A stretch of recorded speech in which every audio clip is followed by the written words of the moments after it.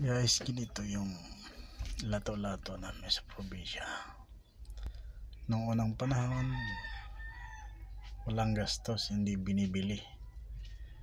Yan. Sinong nakarelate nito, sinong nakasubok, nakaranas nung kabataan pa,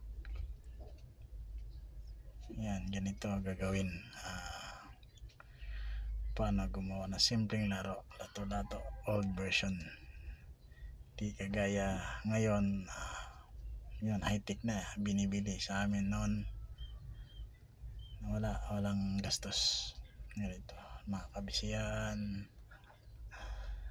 mga probinsyano, ganyan ang libangan namin noon. Dali lang, simpleng laro lang, walang gastos, tipid. Yan, gagawa ka lang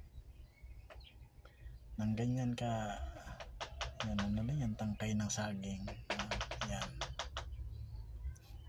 lato-lato na, diba? Ganyan, yan, yan, isa pa, medyo ayaw tumunog ng maganda, yan, oo. Yan,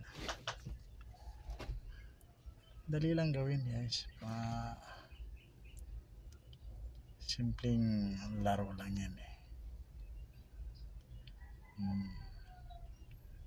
Marami pa yan kung gusto mong iba-ibang design, iba-ibang klase na laro. Marami kang magawa sa gamit lang ang tangkay ng saging. Yan. Simple lang. Ang kabataan. Alam ko marami nakarelate yan eh. Hindi lang ako. Sa mga probinsyano nakasubok na ng ganyan, shout out sa inyo, shout out sa atin. Kapanahonan pa natin, ano, pares lang tunog eh. Tinisting ko, kumpara ko sa lato-lato ng Manila o sa new version nga sa mga millennial, at saka yun sa mga old version natin na ganyan din. Ngayon ka na realize na parehas lang pala ang tunog. Yan, gawa tayo ng bago ulit. Parang marami tayong magagawa, maraming magagamit.